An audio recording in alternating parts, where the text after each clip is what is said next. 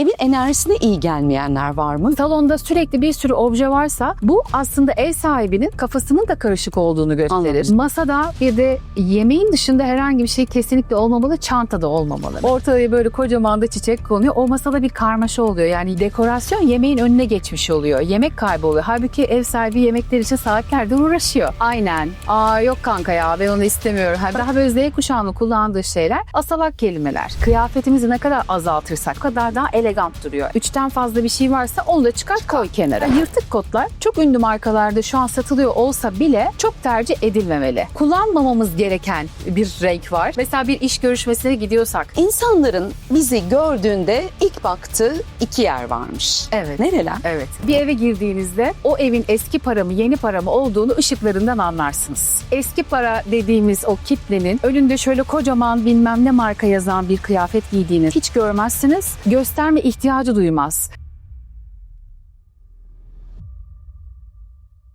Efendim merhabalar, kendisini YouTube kanalımızda ilk defa ağırlıyoruz ama onu siz çok yakından tanıyorsunuz. Gazeteci, YouTube yayıncısı, aynı zamanda nezaket görgü kuralları eğitimi veren bir isim Hülya Meral bizimle. Hülya Hanımcığım hoş geldiniz. Hoş bulduk, hoş bulduk. Nasılsınız? Biz çok iyiyiz, sizi gördük, daha iyi olduk. Ben de öyle. Bugün size özel giyindim. Çok şıksınız efendim. Soracağım size doğru giyinmiş miyim? Hepimiz öğreneceğiz bugün, kendisinden öğreneceğimiz çok şey var. Öncelikle şununla başlayalım mı? Bir kavram girdi hayatımıza. Yeni para, eski para. Bu giyinmeden tutun da işte ev dekorasyonuna kadar her şeyi kapsıyor.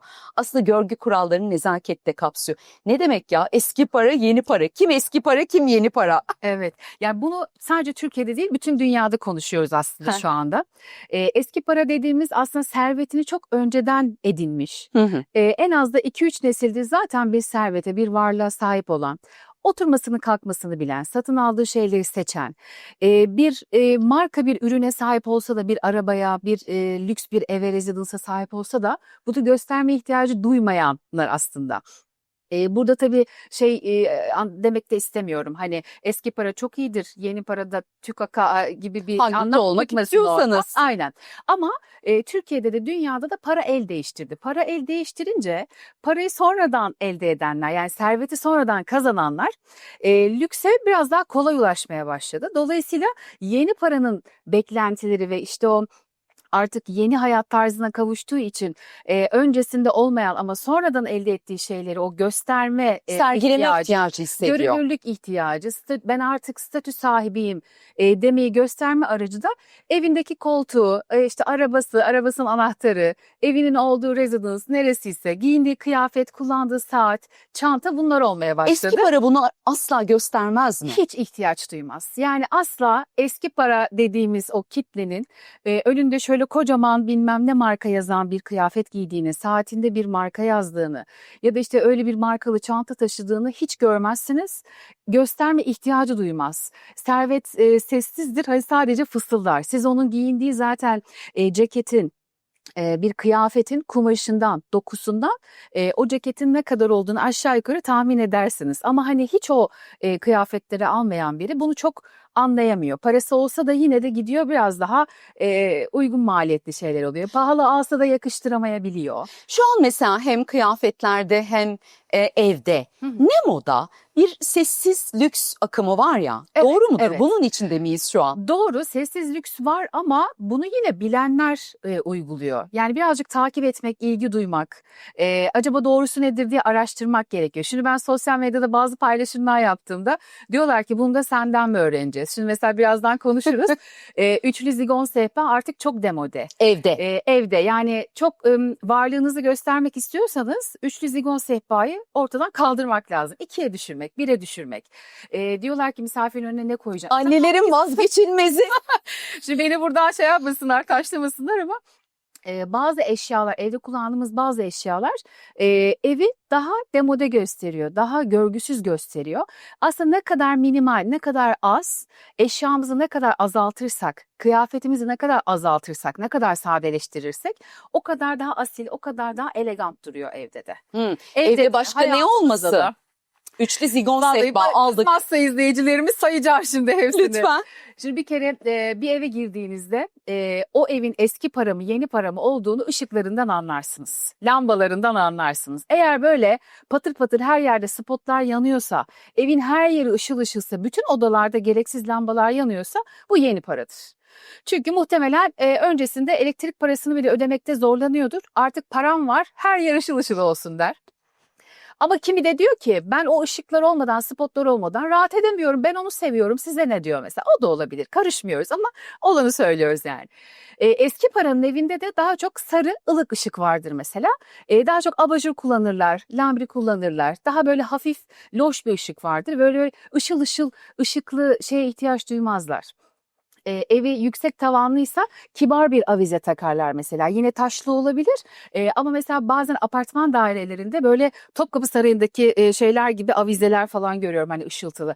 Sizin de benim de çocukluğumuzda evet anneler vardı o hani Evet. az silmedik yani Makbul o şey. yani evlerde onu Evet. kullanmak. Ama şimdi görüyorum ki tavandan aşağıya çok daha yakın yani kafanızın değeceği şekilde. Yani çünkü ne demek istiyor kişi aslında benim param var ben bunu alırım evime de koyarım. Birazcık orada ayırt edebiliyoruz yani evde spot lamba kullanmak kişinin paraya yeni kavuştuğunda gösteriyor olabilir. Gösterir. Ben evime asla koymam dedikleriniz. Mesela kapı önü ayakkabılık. Hmm. Kapı önü ayakkabılık bir kere zaten deprem ülkesiyiz ve İstanbul'da zaten büyük bir deprem bekleniyor. Güvenlik açısından da deprem olduğu zaman apartmandan insanların rahatlıkla inebilmesi için kapının önünde ayakkabılığın olmaması gerekiyor. Bu da yine zarif bir şey değil yani ev eşyası değil. Hareket değil. Diyorlar ki ama evimiz zaten küçücük koyamıyoruz ne yapacağız edeceğiz. Bir şekilde hani tavana bir takım dolaplar yaptırıyorlar sonradan. Balkona dolap koyup orada muhafaza edilebilir. Zaten ayakkabı mikrop içeren bir şey. Hani gardırobumuza sığmıyorsa portmantoya sığmıyorsa bu tarz çözümlerde bulabiliriz ama kesinlikle kapı önüne çıkartmamak gerekiyor. Evin enerjisine iyi gelmeyenler var mı Vivian Meral? Ev eğer çok karışıksa tabii enerji başka bir uzmanlık Evet. alanı ama yine bu da birazcık görgü tarafına da giriyor. Eğer çok karışıksa bir sürü eşya varsa bir yerden poşetler fışkırıyor bir yandan naylonlar dökülüyor patır patır çekmeceler çok karışıksa mutfakta ya da yatak odamızda her neredeyse salonda sürekli bir sürü obje varsa bu aslında ev sahibinin kafasının da karışık olduğunu gösterir. Anlamına gelir. Yani o minimalizmden çok uzak olduğunu, kafasını sadeleştirme ihtiyacında olmasını da gösterir. Bir taraftan da ne bulduysam aldım. Onu da gösteriyor. Aslında ne kadar sade bir ev, banyosundan mutfağına kadar, salonundan tuvaletine kadar ne kadar sade, o kadar elegant ve zarif duruyor, kibar duruyor. Ama şunu da anlamayalım. Benim şuna itirazım var. Uzmanını bulmuşken sorayım. Bu akım gerçi yenilerde bitiyor. Belki son demlerini yaşıyor. Bir şey moda oldu son dönemde minimalizm adı altında. Evet. Ben minimalizmin ruhuna çok uygun bulmuyorum ama tek renk evler, gri, beyaz. Yani bu ruhu bence yoran bir şey. Evet. O evde bir yaşanmışlık hissiyatı olduğunu gösteren eşyalara yer vermeliyiz diye düşünenlerdenim ben. Kesinlikle Biraz evde katılıyorum. yaşanmışlık hissiyatını seviyorum. Bu bir koltuk olabilir, bir dekorasyon malzemesi olur. Ama bu hani o ruhsuz evi gösteren durumlar tek renk. Hı hı. Bu minimalizm mi? Yok bence. Minimalizm diye Kendim sordum, kendim cevapladım. Hayır. Kendi görüşünüzle bu konuşuyoruz. Sohbet şekline gidiyor. Minimalizm diye biliniyor bütün dünyada. Hı hı. Ama bence eğer hep dediğiniz gibi ise bir Tek ev, düze. bütün evler böyleyse tek düzeyse zaten o evin ruhu yok demektir. Aynen dediğiniz gibi.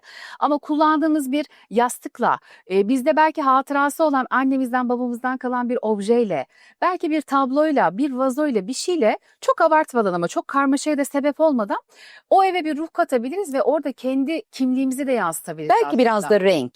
Tabii bahsettiğim Evler zaten. renk seviyor. Yani hep böyle krem, gri falan somon tonları değil de işte o bahsettiğim şeyle, renklerle belki bir çok güzel bir mercan rengiyle, bir turuncuyla, belki çok seviyorsanız yani kişisel zevkinize göre bir maviyle oradaki o Kombinlenebilir. beyazları, sadelik şeylerini kırıp çok güzel bir şekilde kombinleyip hem de kendi enerjimizi de değiştiririz. Yoksa hani eskiden binaların mesela bir ruhu vardı. Ben 70'lerin binalarını çok severim. Çok. 70'ler, 80'ler. Şimdi onlar yıkılıyor. Onun yerine kentsel dönüşüm sebebiyle hepsi birbirinin aynı gri apartmanlar yapılıyor ya. Aynı aslında evlerimiz de ona benzedi. Kesinlikle. Her yer gri, her yer krem, herkes birbirinin aynı. Renk kaybettik, rengi Kimliğimiz yok, kaybettik. kimliğimiz yok, rengi de kaybetmiş oluyor. Doğru. Ama evde doğru objeleri seçerek o rengi yine sağlayabiliriz. Peki bir evi tek ama bir şey seçme hakkınız olsa bir evi en görgüsüz gösteren şey. Ay, salon koltukları. Yani Evet. Şimdi salon koltuklarında koltuğun tabii ev genişse koltukları biraz daha böyle öne çekip biraz ferah bir alan yaratmak gerekiyor. Yani oturmanın çerçevesini biraz şöyle çizmek gerekiyor.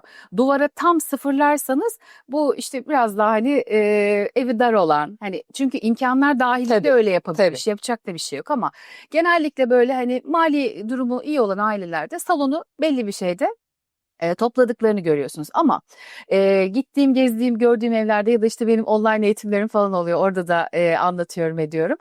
Diyorlar ki bende işte hani bir oymalı kakmalı şeyler var ya, eskiden mobilyalar vardı. Bende onlar var. Siz onların kaç lira olduğunu biliyor musunuz diyorlar. Şimdi bunlar tabii ki kıymetli. Biz bir de Osmanlı'nın torunlarıyız ya. Gezmek genetiğimizde var. olmadı. Hayır, Topkapı Sarayı'na gidin, Dolmabahçe'ye gidin, bütün sarayları gezin. Zaten bu mobilyalarla dolu bunlar. Biz bunları biliyoruz. Allah'tan öyle bir geçmişimiz, tarihimiz var. Ama o zamandı. Yani Osmanlı zamanında kullanılıyordu. Yine de hani Cumhuriyet'in ilk yıllarında böyle oymalı kakmalı şeylerde kullanılmış ama şu an ikinci el aldığınız, yani vintage dediğimiz bir eski mobilya ise bu kıymetli. Yeni yapılmış. Oraları, o oyulmuş yerleri altın varakla falan süslenmiş, işte yaldızlanmış. Bunu şey için de düşünebiliriz. Hani altın rengi musluklar, Evet. altın rengi termoslar falan, bunlar da yine evi basit gösterir. Ama salon evin ana merkezi olduğu için orada bu altın varaklı şeyleri kullandığımız zaman zaten içeri girdiğiniz an göz Gözünü yoruluyor. kanatıyor. Evet. Hani az önce dediğiniz minimalist mobilyalar da dümdüz, o da iyi değil. Ama bu kadar da gözü kanatan, En ideali ne tarzlara baktığımızda? daha sade ama modern. Çünkü Mesela artık içinde öyle. birkaç belki star parçanın olduğu, ne bileyim, dümdüz bir düşün- koltuktur da öyle bir tablo koyarsınız ki Evet, o ev daha şahane bir hale gelebilir ama orada da yine sizin kişisel zevkiniz. doğru. Yani belki paranız vardı, çok ünlü bir ressamınkini alabilirsiniz. Ama bu demek değil ki illüstrasyonda kullanamazsınız. Onu koltuğa öyle bir uydurursunuz ki ama tek patlayan şey o olur duvarda. Koltuklarınız sade olur, eve giren direkt tabloya bakar. Oradaki duvardaki obje. Der mi yeni para bu diye ya da eski para bu diye Demez, zevki var. zevki var der. Bence. Yani çünkü orada göstermek istediği şatafat, benim param var değil. Benim zevkim varı göstermiş oluyor. Dengeliyor. Bir de şeyi çok öneririm bizi izleyenlere. Eğer yoksa evlerinde bir tablo, duvarda bir takım objeler, ama bu şey değil. Çıfıt çarşısı gibi böyle her şeyi minik duvara şey yapalım değil. Duvar boş kalmamalı. Yani bir koltuk varsa, geniş de bir duvar boşluğu varsa duvara en az bir tane bir güzel bir tablo, bir şey koymak o evi çok daha elegant, çok daha zevkli gösterir. Eski para gösterir diyor. Ama işte o varaklı şeyler olmaz yani. Aynen, aynen. Koltuklar. Şimdi ben kendisinden öğrendim. Kıyafette 3 şey kuralı diyor. Hemen tatbik edelim. 3 Evet. şey kuralına uymuş muyuz Hülya Hanımcığım? 4 parça görüyorum. Şimdi Ferda Hanım'ın hemen Hemen analiz edelim. Şeylerimiz var efendim. Evet. Tamam, şalımız var. Çok şık olmuş böyle, çok güzel durmuş. Parmağınızda İman Nur'a yüzüğünüz var. teşekkür ediyorum. Kendilerinin şallarını artık hep kullanacağım çünkü çok güzeller. Çok zarif duruyor. Kumaş olarak da çok güzel. 2 etli şalınız var. Parmağınızda yüzüğünüz var. 3 kemeriniz oldu, 4. Şimdi kemer de aksesuardır. Evet. Ayakkabınızda bir toka varsa o da aksesuardır. Bilekliğiniz olsaydı, zaten saatiniz olsaydı, onlar da aksesuar diyecektik. Kolye de bir aksesuar. Broşunuz da olsa o da aksesuar. Çanta da aksesuar. Dışarıya çıkarken Coco Chanel'in şöyle bir şeyi var. Çok ünlü bir söylevi var diyeyim. Ve dünya genelindeki pek çok işte moda ikonu kişi de onu hep örnek alır. Bizim ülkemizde de ünlü sanatçılardan da örnek alan Serenay Sarıkaya gibi çok tatlı profiller var böyle. Diyor ki kapıdan çıkarken aynaya şöyle bir kendine son bir kez bak. Neyi fazlalık görüyorsan, 3'ten fazla bir şey varsa onu da çıkar koy kenara. Bunu mesela Victoria Beckham çok güzel uyguluyor. Geçen Çok. gün bir videosunu gördüm. Şimdi Victoria Beckham, David Beckham hani dünyaları satın alabilir. Hatta almalarına gerek yok. Onlara hediye geliyor, sponsorluk anlaşmaları var. İstese her yerini mücevherle donatır. Onu takar, bunu takar falan. Simsiyah giymiş, boğazlı bir kazak giymiş, sadece düz siyah. Altında siyah bir pantolon, düz bir pantolon. Siyah bir ayakkabısı var. Sadece şurada incecik güzel bir saat takmış, bir de gözlüğü var. Bitti. Şimdi Bu kadar. istese üstüne 10 tane şey takıp çıkabilirdi ama o iki parçayla da bütün aksesuarlarını tamamlamış.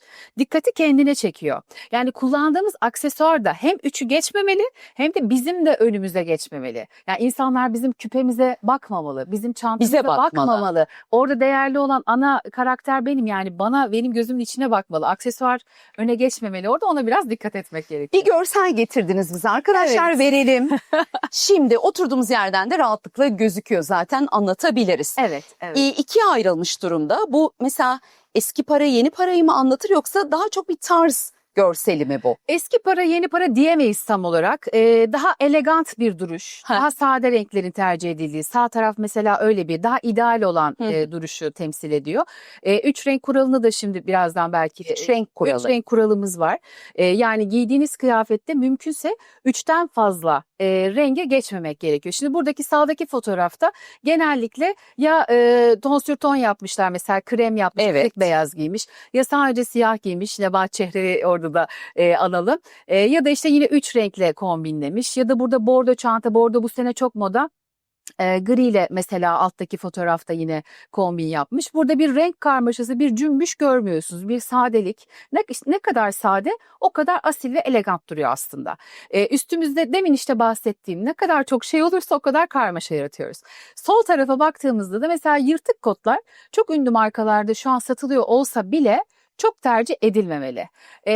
Bizi çünkü basit gösteriyor, daha avam gösteriyor. Yani beni bağışlayın ama dünyanın en çirkin şeylerinden biri. Vakti zamanında giydik giymedik modaydı. değil ama artık giymiyoruz Ama yani. şu anda yok, yani şu anda daha böyle sade tonlar ve kumaşın dokusu da çok önemli. O kaliteyi yansıtan güzel kumaşlar alabiliyorsak, mali durumumuz neye el veriyorsa tabii.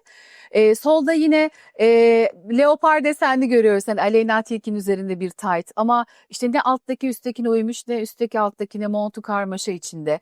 Öbür tarafta Demet Akalın'ı koydum. Onu zaten hani hep dedikodu yapıyormuş gibi oluyorum ama rüküşlüğüyle daha çok konuşuluyor hani magazin O dünyasında da. memnun ama. O mutlu. Mutlu. O kendisi mutlu ama şöyle bir bütüncül olarak baktığınızda hiçbir uyum yok. Ne Evet. altında, yani altı kaval üstü şişhane gibi oluyor birazcık. Tabii hani eleştiremeyiz ve onu tercih. Tabii. Ben sadece ne olmamalı, ne yapmamalıyız onu anlatıyorum. Altta da böyle çiçekli elbiseler görüyoruz. Bunlar da yine kişiyi daha basit gösteriyor. Yani siz istediğiniz kadar çok elegant bir kadın olun. Bunu giydiğiniz zaman biraz daha avam görünüyorsunuz. Yani ne kadar sade o kadar asil, o kadar kibar. Şimdi bir de ben şunu önemsiyorum, bu yırtık kotlardan söz açılmışken yeterli görseller arkadaşlar. Şöyle düşünüyorum, sürdürülebilir olması gerekiyor artık aldıklarımızın. Evet, ben öyleyim. Hem evet, yani ben de sonradan öğrendim ama artık aldığım evladiyelik diyorum ve uzun yıllar kullanıyorum. Evet. Ama eskiden saçma sapan şeylere saçma sapan paralar verdim. Ben de ver. Artık hayat koşulları çok zorlu. Bir de korumamız gerekiyor gezegenimizi. Aynen öyle. Bu anlamda mesela Semahat Arsel'in yaşadığınız bir hikayesi var ki Evet. tam bence buraya cuk oturur. Semahat Arsel dediğimiz isim Türkiye'nin en zenginlerinden birinin kızı. Lütfen hikayeyi bir anlatır mısınız? Ben çok etkilendim hikayeden. Onu anlatacağım ama belki kıyafeti bitirmeden bir şey daha söyleyebilirim. Eğer dediğiniz gibi hani sürdürülebilirlik çok önemli ya, bir parçayı 3 tane farklı şeyle kombinleyebiliyorsa bizi izleyenler, onu her zaman kullanabilecek demektir. Yani bir şeye 10 lira verip bir kere kullanmak var, bir de 3 farklı kombinle sürekli kullanmak var. Belki o da yine sürdürülebilirliğe destek olabilir. Semahat Ersel'e gelirsem de çok tesadüfi bir aile dostumuzun evinde Kur'an okuduk, sohbet ettik vesaire, sonra yemeğe geçildi. Masanın tabii başına Semahat Hanım oturdu. Vehbi Koç'un kızı, hani bilmeyenler için de böyle paylaşmış olalım. Şimdi Vehbi Koç çok zengin bir adam. Ama yokluktan çalışa ürete şu an Bir başarı hikayesi. Bir başarı hikayesi. Yani 100.000'den fazla çalışanı olan bir şirketin, bir holdingin kurucusu diyelim. Semahat Hanım da masanın başında otur tabii. Hem aramızdaki en büyük kişi olduğu için hem de ev sahibiyle karşılıklı oturdular. Eline bir peçete aldı, bu peçeteyi. Kare, kalın, güzel bir peçeteydi. Çünkü hani sonuçta Vehbi Koç'un kızı, ev sahibi de ona göre bir şey çıkartmış, ince değil, kalın bir peçete. Aldı eline bıçağı, böyle ortadan ikiye kesmeye başladı. Bir yandan da bize baktı. Şimdi dedi diyorsunuzdur ki içinizden dedi koskoca Vehbi Koç'un kızı aldı eline cimriliğe bak peçetenin yarısını kesti yarısını da işte çalışan kadına veriyor bunu da sonra kullanırsınız diye.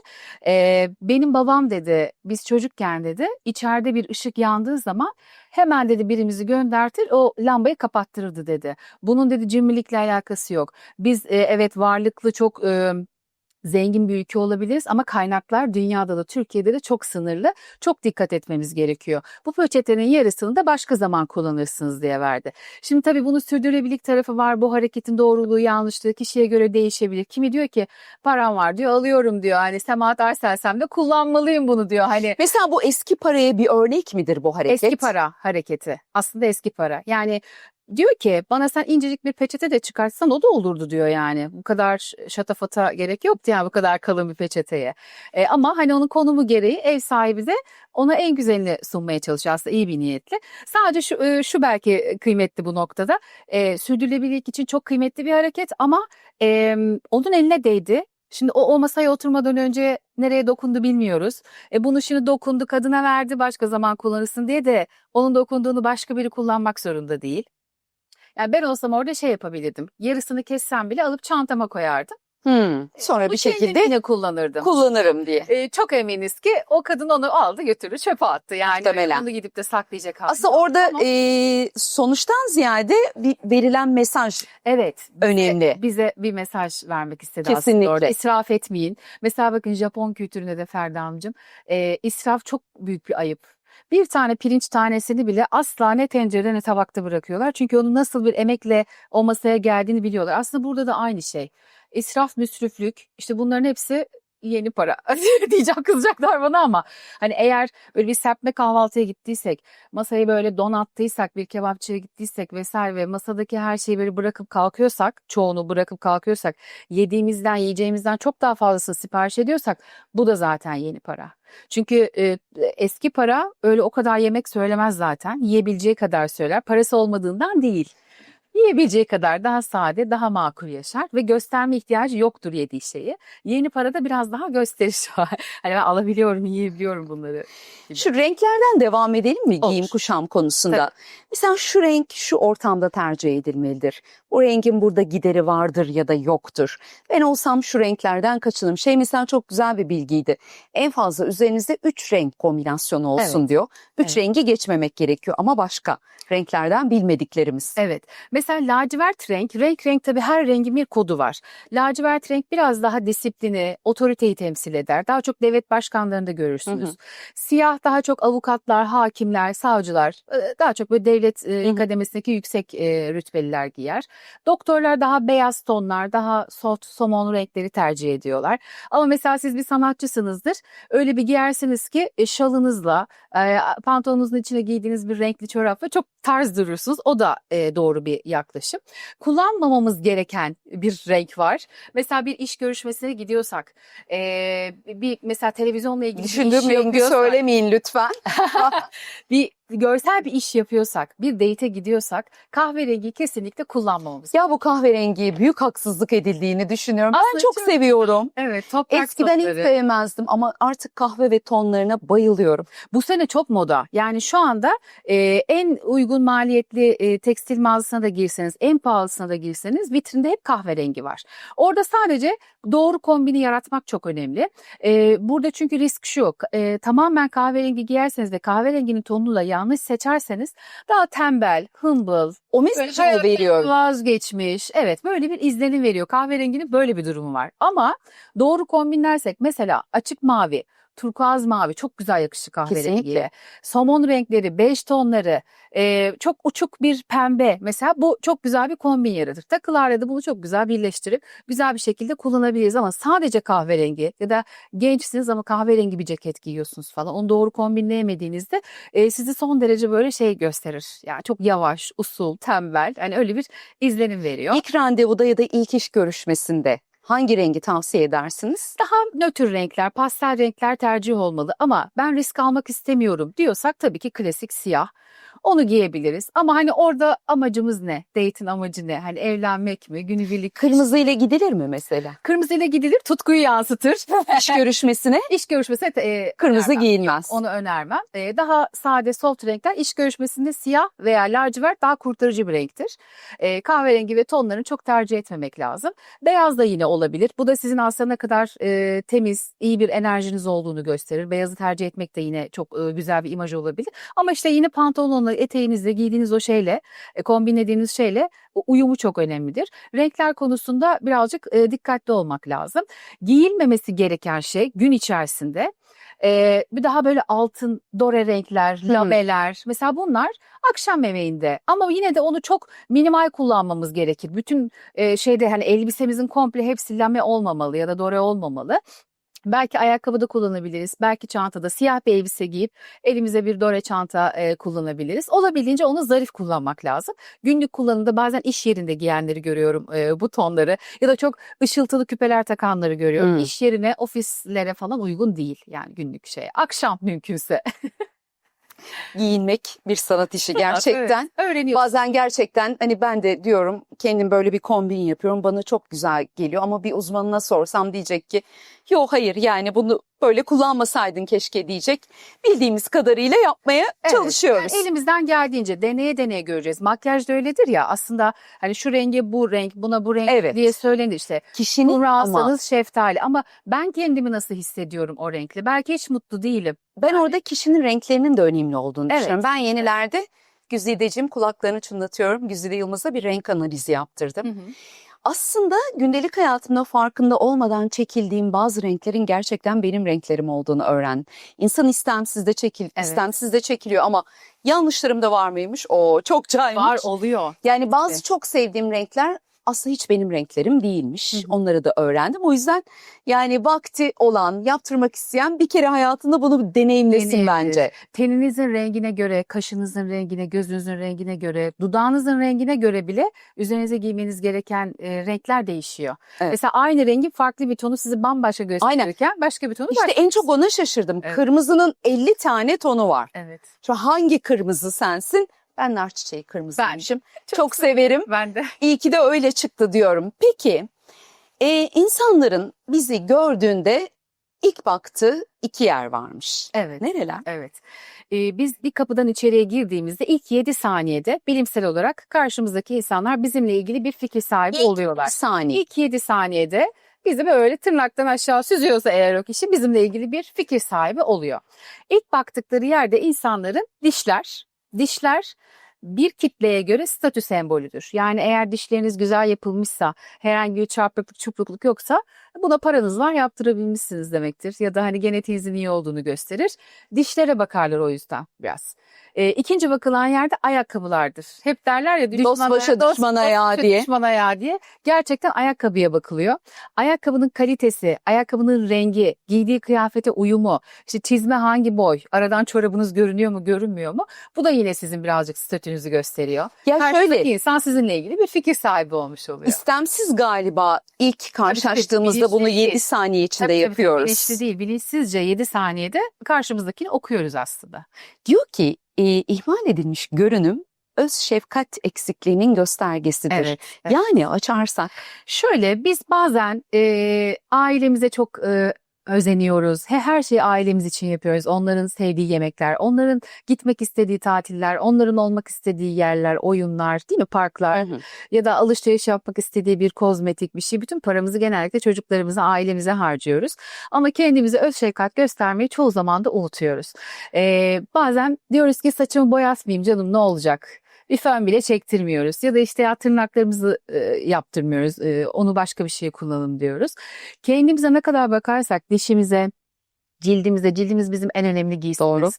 Saçımıza, vücut bakımımıza, kendi ruhumuza, sadece fiziksel olarak değil, kendi ruhumuza da ne kadar iyi bakarsak aslında bizim ne kadar kendimize öz şefkat gösterdiğimizi gösteriyor. Bakmıyorsak da bunları çok öncelemiyorsak da kendimizi hep böyle arka plana atıyorsak işte o kendimizi ihmal ettiğimizi ve öz şefkat göstermediğimizi gösteriyor. Zaten Türkiye toplumunda çok var. eksikse ne giyerseniz giyin parlamayacağını düşünüyorum ben. Evet. Son bir sorum var. Tabii. Misafirliğe gittiğimizde farkında olmadan yaptığımız yanlışlar var mı acaba? Misafirliğe gittiğimiz bir evde Hı hı. neyi yapmamız çok çok yanlıştır? Yani bizim toplumda en çok yaygın olan şey biliyorsunuz bir eve bir kere ayakkabıyla girilmez. Girildiği zaman tepkiyle karşılanabilir. Yeri var hani giyilebilen evler var ama Evet, ev sahibi boş izin veriyorsa karşılanmaz. Tabii ev sahibi hani buyur gir çıkarma falan diyorsa zaten hani tamam, girilebilir. Ama genellikle bizde hani adettir ya yanımızda bir terlik götürmek. ev ayakkabısı. Ev ayakkabısı götürmek bir şey adettir ya da hani güzel şık bir yemeğe gidiyorsak akşam evine o evin içinde de ayakkabı giyilebilir. Bazılarına çok abartı geliyor ama evde giydiğimiz ayakkabı başka dışarıda giydiğimiz başka onu orada değiştirmemiz Elbette. gerekiyor. Bir de ev sahibinin bizi yönlendirdiği yere oturmak gerekiyor. Çünkü ev sahibi genellikle kapının girişinde oturur. Misafire sürekli hizmet ettiği için gelip de baş köşeye geçmez. O yüzden onun yönlendirmesine bakmak lazım. Sofrayı kurduysa bir akşam yemeği yenecekse bir kahvaltı edilecekse ev sahibinin mutlaka hadi buyurun demesini beklemek gerekir. Ev sahibi yine başta mı oturur? Kapıya Yemek yakın masasında. oturur. Kapıya yakın oturur. Yani evin beyi ise o öbür tarafın oturabilir, Hı hı. başı oturabilir ama evin hanımı kapıya yakın oturur ki mutfaktan gelen giden servisi sağlasın. Hani sıcak zamanında gelecek, sıcak bir şey getirecektir. Onu kalksın şey yapsın. Ya da bir şey çatal düştü diyelim, onu getirsin falan diye. Bunun tabii çok detayları var ama olabildiğince ev sahibinin orada o senkronizasyonu sağlamasını beklemek lazım. Yani ev sahibini yönlendir. Hadi işte şunu da getir de yiyelim artık. Nerede kaldı tatlı? Çayı da atmadınız mı üstüne? Çayı da yapın da içelim falan. Öyle karışmamak lazım. Ev sahibi ne zaman getiriyorsa ona uymak gerekiyor. Yemek masasına da bu 3 şeyi koymayın diyorsunuz. Neler onlar? Yemek masasında böyle çok büyük, çok devasa çiçekler olmamalı. Yani birbirimizi karşılıklı görüyor olmamız lazım. Teması doğru karşılıyor olmamız lazım. Normal bir evdeysek genellikle kağıt peçete kullanmak lazım. Kumaş peçete her davette kullanılmaz. Ama hani çok özel bir gündür, çok özel bir konuk ağırlıyorsunuzdur. Tabii ki o da olabilir.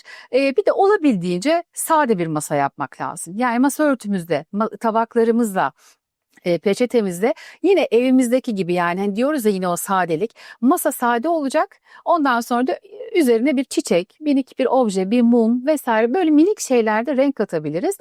Ama masa örtüsü dallı güllü, tabaklar dallı güllü. İşte ortada da çiçekler. Şimdi mesela bir program var ya yemek yapılıyor. Ortaya böyle kocaman da çiçek konuyor. O masada bir karmaşa oluyor. Yani yemeğin dekorasyon yemeğin önüne geçmiş oluyor. Yemek kayboluyor. Halbuki ev sahibi yemekler için saatlerdir uğraşıyor. İşte orada da dekorasyona birazcık dikkat etmek gerekiyor. Ama kişisel eşyalarımızdan da masaya koymayın dedikleriniz var. Onlar da var. Bir de telefon kesinlikle olmamalı Hep koyuyoruz. masanın üzerinde. Yanımızda. Bakın şöyle bir çalışma yapılmış. Bilimsel bir çalışma yapılıyor. Tuvaletten bir örnek alıyorlar kulak Evet. çubuğuyla bir de telefonlardan örnek alıyorlar. İkisini karşılaştırıyorlar. Telefondakiyle şeyin mikrobu, bakterisi aynı. Aynı oranda pislik içeriyor. Dolayısıyla hani bu kadar pis bir şeyi her saniye çünkü Sofraya elimizde koymayın. soframıza koymamamız gerekiyor.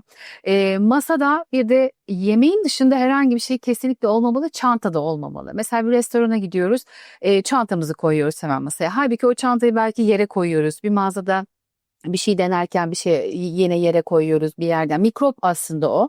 Yine çantanın da orada olmaması gerekiyor. Bir de tabii ki tablet. Tablet de yine aynen telefon gibi. Karşımızdaki insanla biz oraya oturmaya gitmişsek bir sohbet ediyorsak zaten o göz temasını da kesmiş oluyor. Bu akıllı saatler, telefona bakmak. Mümkünse telefonu erkekler iç cebine koyacaklar. Kadınlar da çantalarına kaldıracaklar. Zıttırı pırttırı sürekli böyle telefona bakmamak gerekiyor bir de. Benim iletişimde, bunu da ben iletişimci tarafımdan söyleyeyim. En dayanamadığım şey göz teması kurmadan birinin sizinle konuşması. Yani büyük kabalık. Evet. Hatta bana göre başka şeylere de gebe de söylemeyeyim, programın konusu değil. Yani ben benimle göz teması kurmadan oturan, buluşan biriyle bir sonrakine artık buluşmuyorum. Çünkü o onun size verdiği değeri gösterir. Göz teması kurmak aslında sizi %100 dinliyorum. Şu an buradayım, sana değer veriyorum ve sana vakit ayırmışım. Sendeyim ben, %100 sendeyim ve sana odaklıyım demektir. Ama biz bazen ne yapıyoruz? Akıllı saatimize bakıyoruz. Karşımızdaki konuşuyor da tam dinlemiyoruz, yarım yamalak yamalak dinliyoruz. Sonra da o konuşmasını bitiriyor, biz kendimize anlatmaya başlıyoruz. Aslında orada bir iletişim yok. İletişim iki taraflı olur. Tenis topu gibi. Bir siz atarsınız, bir karşı taraf atar. Bu bir senkronizasyon halinde gider. Hı hı. Dolayısıyla o göz temasını kesmeden odaklanmak ve sürekli böyle hani şey yapanlar da oluyor ya, göz süzenler, işte sürekli etrafı kolaçan eden, o ne takmış, bu ne giymiş bakan. Bunları yapmamak gerekiyor. Karşımızdakine verdiğimiz değeri gösteriyor aslında. Hangi cümleler zarafet cümleleri, hangileri değildir? Yani bazı şeyler var toplumda, daha çok böyle Z kuşağı kullanıyor onu. Tabii hani diğer kuşaklarda da kullanılıyor ama aynen kelimesi mesela. Siz şimdi hani diksiyonunuzda, diksiyon eğitiminiz benim yok tabii ki, üniversitede aldığım eğitim sadece, ama siz daha iyi bilirsiniz. Asalak kelimeler dediğimiz bazı kelimeler var. Aynen hani yapmak, böyle işte aa yok kanka ya ben onu istemiyorum. Hani bu tarz şeyler, daha böyle Z kuşağının kullandığı şeyler asalak kelimeler. Yani hani biri bir şey anlatırken yani yapmak falan. Bunlar kişiyi hoş göstermiyor. Bir kadını hele hiç zarif göstermiyor. Tabii cümleler de var işte mesela yok ya boşu boşuna böyle kasma falan deniyor. Ama bu gerçekten her yaş grubunda oluyor. Ne var ki bunlar bizim günlük yaşantımızda diyorlar. Halbuki o kelimelerin yerine kullanabilecekleri çok daha zarif, çok daha kibar kelimeler var. Türkçemiz kaç kelime, yani bir okusak, hadi birazcık kitap okusak, biraz böyle farklı farklı şeyler okusak. Biz hep izliyoruz şimdi artık toplum olarak. Evet. Dünyada da öyle. Kelime haznemiz çok az. Çocukluktan itibaren de o gelişmemişse işte böyle aynen diye kestirip atıyoruz. 30 kelimeyle 30 hayatı kelimeyle. tamamlıyorsun. Halbuki Ne kadar korkunç. sadece karşıdaki bir şey anlattığı zaman konuşuyor aynen demek, aslında karşındakinin de anlattığını çok da Beni önemsemiyorsun. önemsemiyorum demek. Diyorum hani yorumda yapma ihtiyacı duymuyorum demek. Yani böyle kelimelerimiz de var. Konumuz çok tabii, Konu çok da süreyle sınırlıyız. Süremiz sınırlı. Hülya Meral, çok teşekkür ediyoruz. teşekkür Ayaklarınıza ederim. sağlık. Çok Çok keyifli. güzel bilgiler edindik bugün sizden. Çok sağ olun. İzlediğiniz için de sizlere teşekkür ediyoruz. Görüşebilmek dileğiyle. Hoşça kalın.